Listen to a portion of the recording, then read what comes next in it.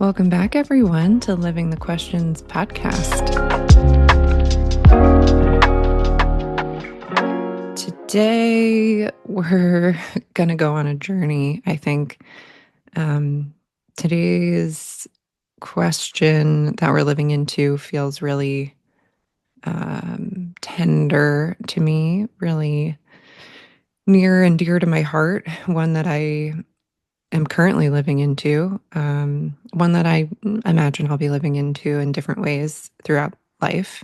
Um, and I I can tell in my soul in my body, that, that it brings up emotion. And so that may occur today in this episode.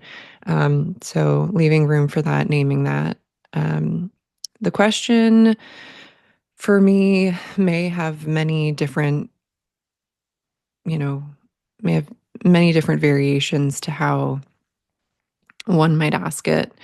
Um, the first way that it's coming up in my mind is how, what does it look like to live into questions that we have to live into alone? Um, and this is an interesting one because we need each other. We need each other to walk through things in life. We need each other um, to learn and grow and be mirrors to one another to help us reflect what we cannot see about our own selves. Relationships bring healing. They're the real ball game when it comes to actually putting into practice what we've learned about, anything relational when it comes to ourselves and our own inner work.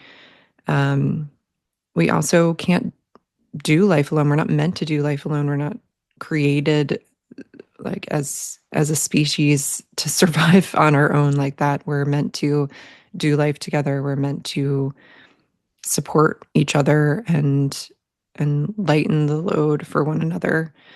And yet there are things that, while we don't have to go through them alone, like we can have people around us. Um, there are things internally that can't be carried for us, and we're needing to figure out how to walk them alone beside other people. Um, and that's hard. That's really, really hard. It's one of those things, and when you love someone dearly and you see them going through something really heavy and you so badly, want to let them know that they're not alone, and to let them know, that you're there with them, to wish that you could unburden them. Um, and in those moments when we feel that for other people, I think that also comes from knowing the experience ourselves. Of course, not wanting the people we love to be hurting in any way, shape, or form, and to always wishing we could unburden that from the people we love. And I think there's a reflection in there of knowing what it feels like, to carry the weight of something,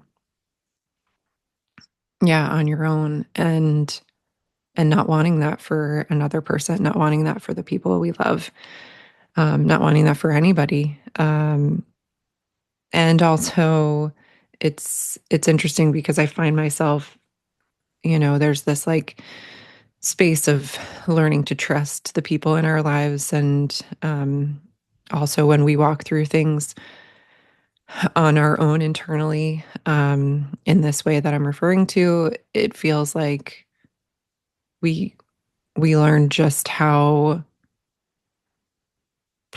yeah, just how important sometimes that work is, and not wanting to take that away from someone, as painful as sometimes that journey can be. It's a complicated thing. It's not just clean cut. And I still come back to, it's really hard. It's really hard to walk through things on our own in a way that feels really internally devastating. Um, and internally deeply, deeply painful. And it takes all different forms through life that bring us there and ask us to walk that path.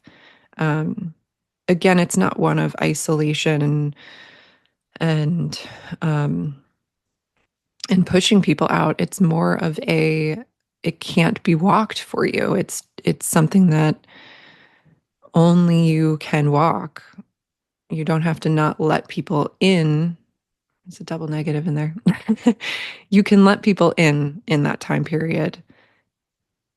And that might be part of the lesson, that like being seen in the mess and being seen in the pain and being seen in the confusion and being seen not knowing any of the answers, um, being seen in the grief is okay, just to be witnessed. There's nothing to be done but to be witnessed sometimes, and to to allow other people that love you to be by your side, um, is important and difficult when we're feeling really exposed and vulnerable and um, yeah, and deeply tender and wanting to protect those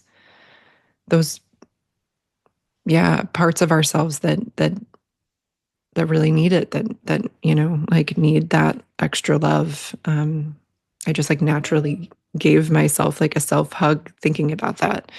Those just like tender,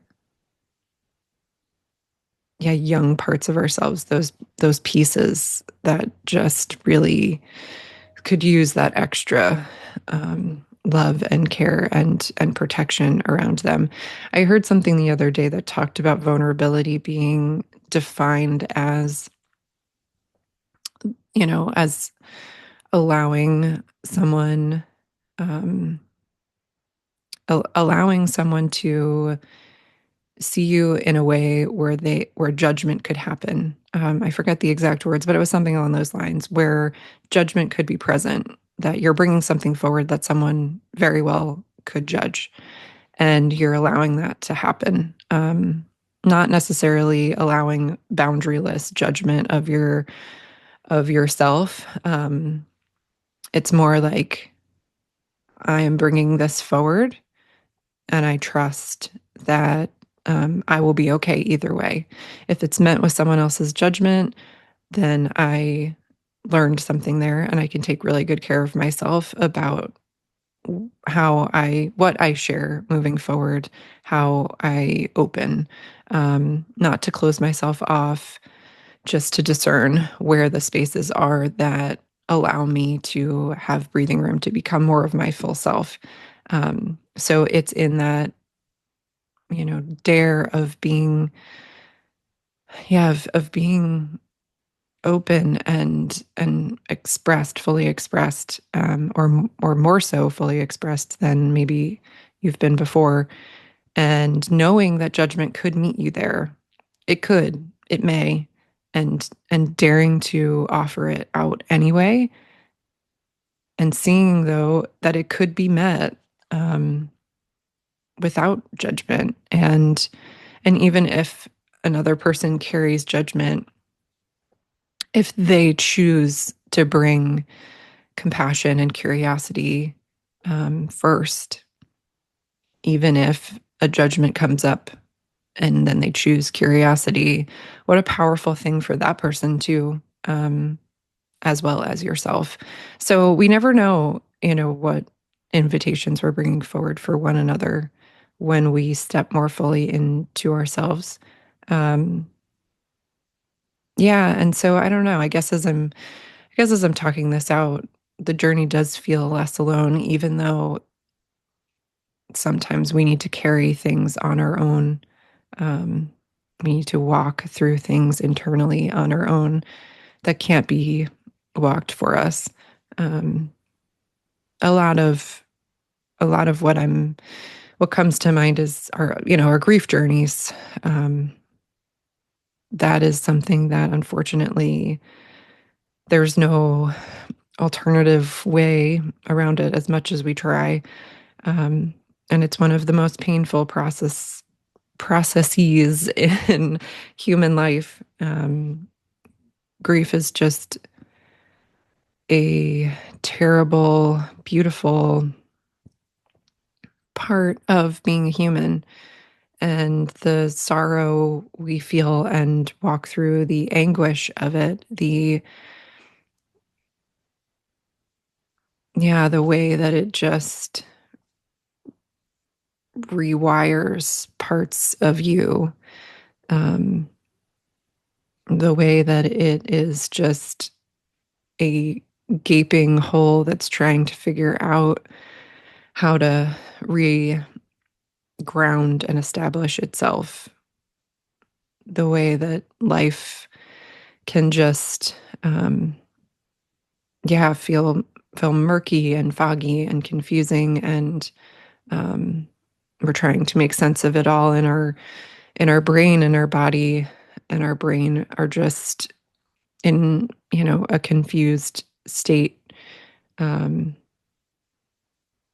yeah, all of that. We can talk through things with people we love. We can let people in on, what we're processing. We can get external support through things like, therapy and like somatic therapy, and um, all different kinds of really beautiful, supportive medicines and meetings of self. And there's still something inherently about it where we're having to walk it alone. And that's really hard. And I think that's my question more than anything else, is discerning when we know that there's something that we're having to walk internally alone, without having to be, without having to like wall ourselves off to be, to feel like we have to do it alone. Um, yeah, without having to like shoulder a burden that we don't, that isn't ours to carry, to know what is ours, and to know, and to know what we're able to actually share in community, um, share in our most intimate relationships, to come closer in those moments, um, and to, and to figure out what that looks like. Because sometimes that the coming closer may just, may be that you need space to figure out what is going on for you, um and like allow your nervous system to like decompress from heightened overwhelm, and um and just, and shock, and um whatever else, may have heightened it and brought you where you are. um and like we've talked about, in the previous episode to this, um can we discern what is spaciousness, what is creating space for us that is life-giving, and what is creating, um what is creating distance. Again, not that distance itself is an inherently negative word, but using it in this way to differentiate space from a different type of space. But yeah, what is a distance where where it's coming from a fear-based place, where I feel like I need to remove myself, um, because I just don't know, because I'm overwhelmed. Because it's interesting, yeah, there's two different types there, because I'm saying taking space because you're overwhelmed, and taking space because you're overwhelmed. It feels like, can I discern the choice between the two, when one is coming from taking good care of myself and the other is coming from fear and reaction? And and in that, um yeah, the space that takes good care of me doesn't mean that I turn away from people I love. Um, can I turn towards people I love still and ask for and take the life-giving space I need to recalibrate, to navigate what is complex and painful and hard. Um, and and it's hard. I think it's hard because, yeah, I don't know. I'm feeling tender again. Um, I think all of this is really hard because there's different people in our lives that have different intimacy levels too, not in a hierarchical way at all, just in a natural way of, um, who you feel comfortable sharing different parts of yourself and life with. That's just naturally going to be. Um, I was talking with a friend of mine who used the word distance in a really beautiful way, and it was making me think about, the episode that I had recorded, using distance as the differentiator that seemingly made it, um, this thing that, was on the opposite end of spaciousness, and that's not true. It is the word distance itself, can be such a beautiful thing, um, and it's just a measurement, right? So, but what my friend was saying was talking in a really beautiful way about kind of like, the idea of boundaries and what is the distance where I can hold myself, fully here still and love you well, and vice versa.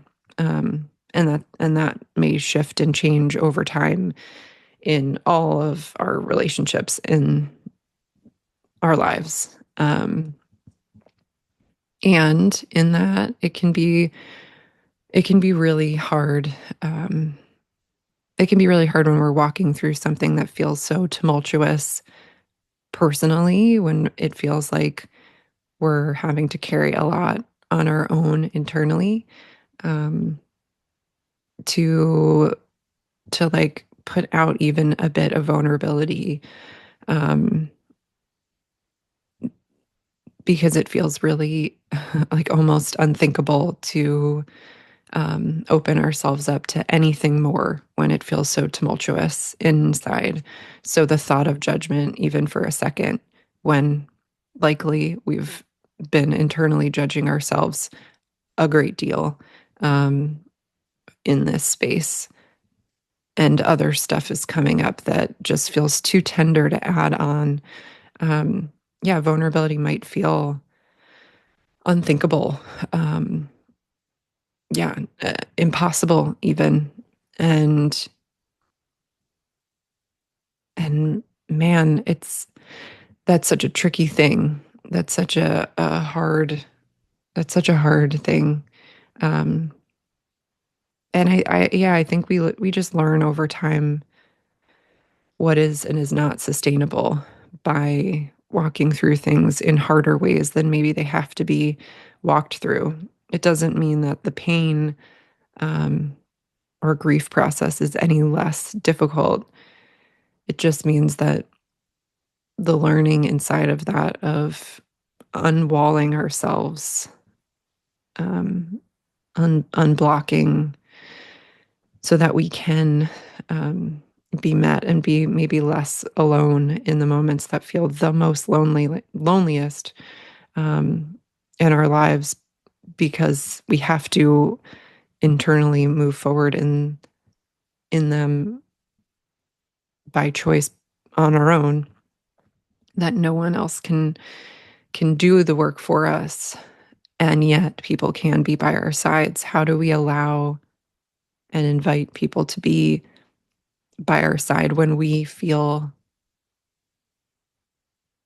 the most messy, when we feel the most, you know, yeah, unput together, when we feel so deeply wounded that exposing that feels so too raw.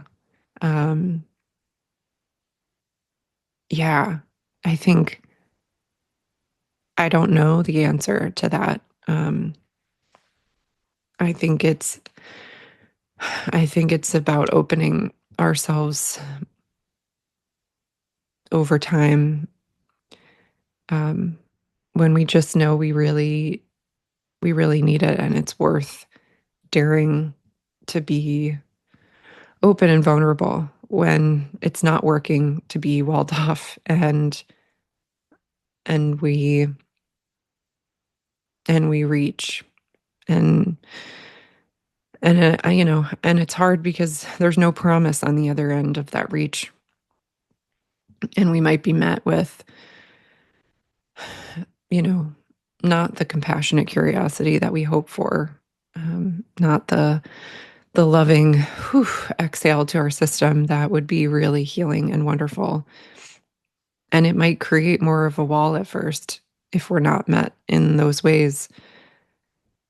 And my hope is that for myself and for everyone in this world is that we don't let that stop us, that we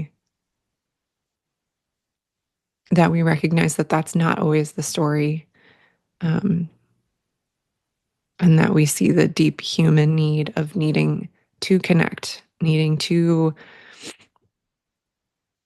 yeah, needing to do this life together, needing to heal together, remembering that we're not alone, remembering that we are a beautiful individual human that brings unique beauty to the collective of humans. And um, while there are things we need to navigate internally in our own experience, on our own in that way, we don't have to do it alone. And yeah, and and I don't know. I think it's just a live into this question over and over again, making brave decisions over and over again to find out our individual answer to it, um, that hopefully brings us more together. Yeah, this question feels it feels so emotional to me in so many ways. It's like not even about the words, it's just about the felt lived experience of it, where it's so lonely. It's so lonely, and also my heart breaks knowing and like people in my life and seeing people in this world um who feel like they have to go it alone, and watching how painful that process is, and I just my heart just breaks. So I I feel it for myself. I feel it for other people. Yeah, it's just it's a tricky part of life. It's a tricky question to live into. It's as a lot of questions are. I think too, um, you know, sometimes we're still finding our people when we're living that out as well. Sometimes it's not a lack of wanting to open, but a circumstance where um, yeah, where we're still finding what feels like a resting space in our nervous system. Um, there might not be, um, we've defined safety, quote unquote safety, in many different ways through the course of this podcast. And um, yeah, whatever safety is to your nervous system that would allow it to feel like it's able to get to a space to have you open, um, to another. It's um, that safety. that relationship to that to your nervous system, to safety just might not be in the cards right away and might halt this process. And still you're you're not alone. And I think that that's the thing that I want to remind myself and anyone else who this speaks to, or who is listening to this podcast. I just feel, yeah, I just feel so clearly that there's an invitation here to just be so much more loving and gentle to our internal self. I think that's the thing that's risen up through every episode of this podcast for me, like over and over and over again, is that there's the potential of being so brutal to ourselves internally that we get to this place of feeling like we need to, you know, completely wall off or do everything right, quote unquote, right, or be some sort of perfect version of a person in order to show up or share or be in relationship with or be met or be seen or be loved. And I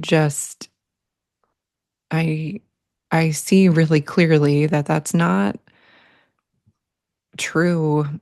That that's just not true. And it's so hard to to untangle from that inner belief. And I know that this is, it speaks to this parts work that I keep learning about, in the work that I do from the people I'm surrounded by.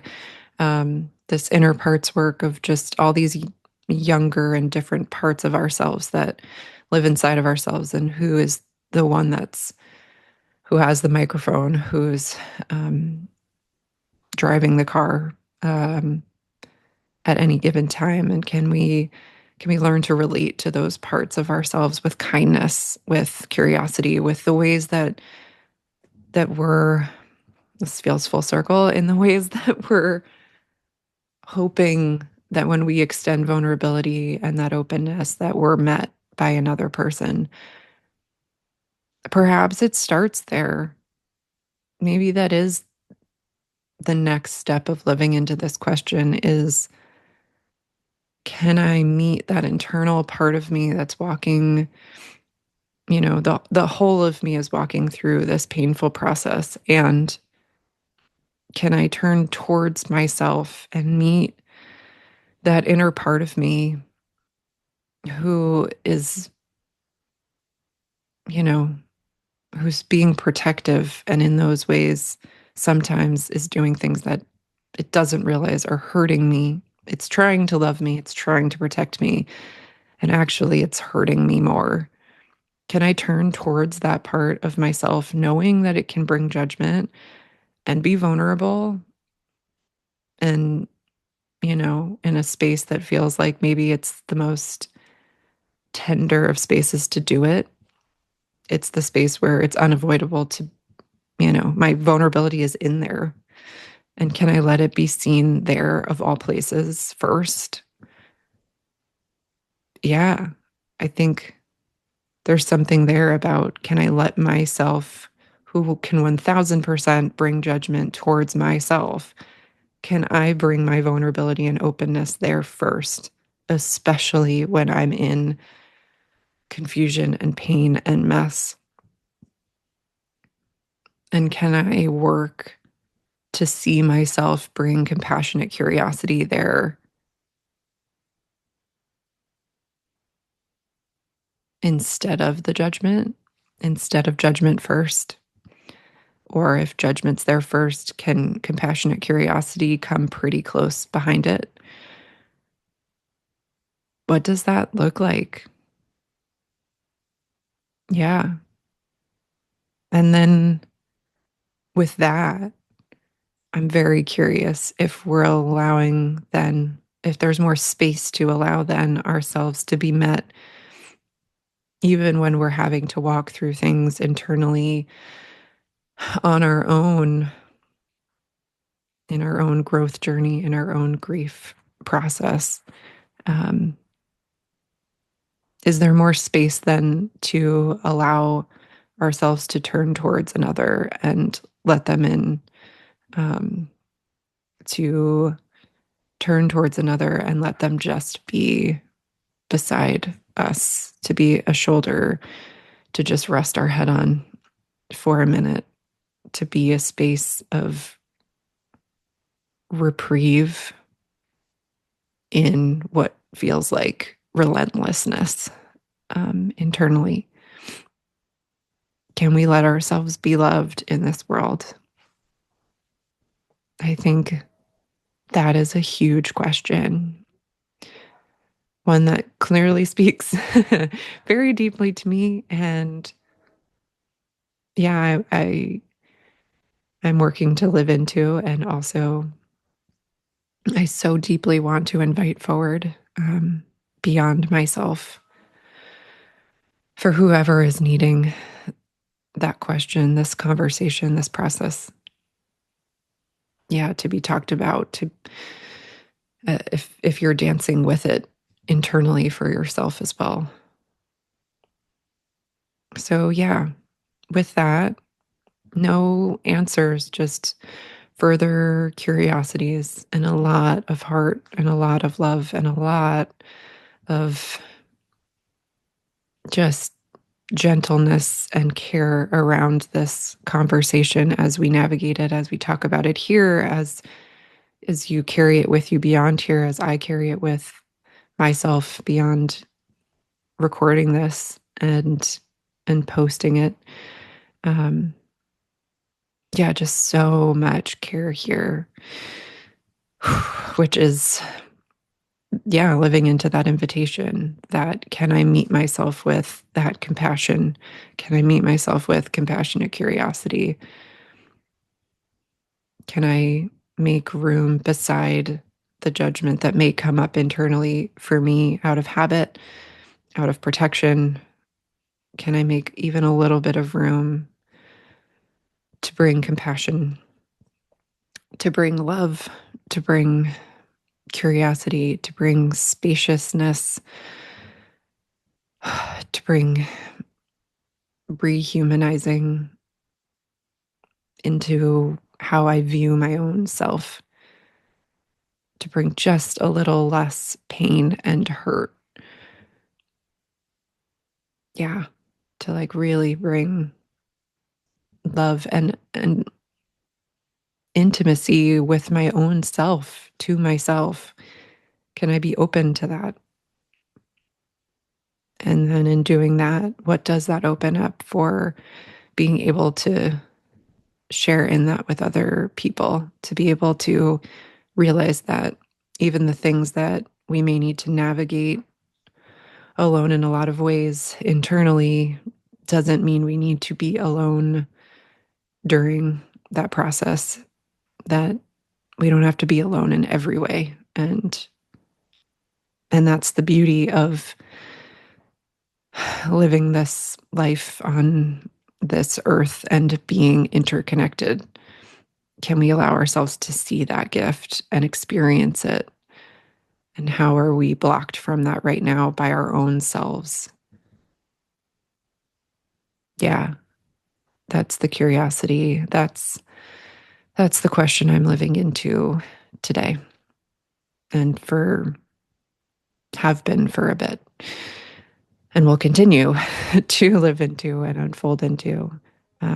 Thank you for the space today to be met here, to share in this, to be connected in this very, um, yeah, very tender and vulnerable conversation, to feel through it, to allow it to bring up emotion and let that be seen, let that be okay, let that move through.